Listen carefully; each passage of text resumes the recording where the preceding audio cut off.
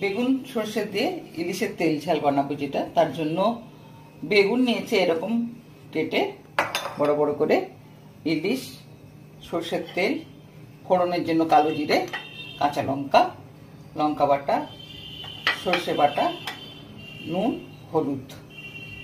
আমি এটাতে নুন হলুদ মাখিয়ে নেব। এটা কিন্তু অবশ্যই পদ্মার ইলিশ।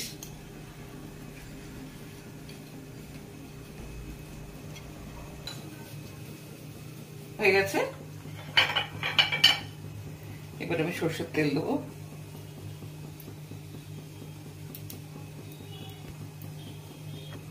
বেগুনগুলোকে একটু ভেজে নেবো।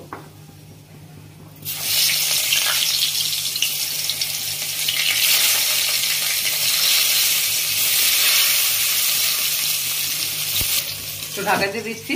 এখানে আমি নুন হলুদ কিছুই দেবো না।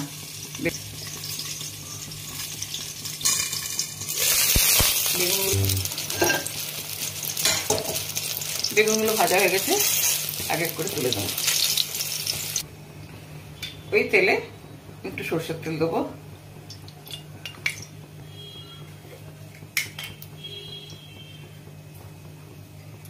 কিছু কালো জিরে ফোড়ন, একটু হলুদ দেবো,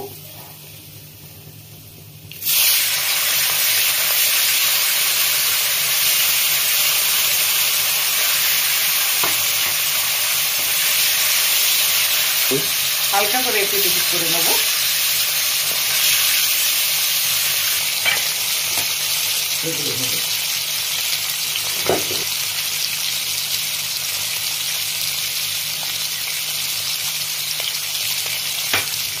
একটু লঙ্কা বাটা দেবো,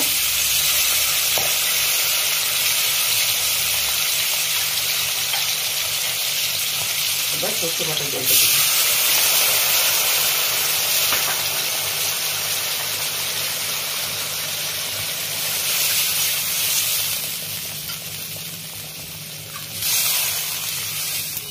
দেবো হলুদ দেবো,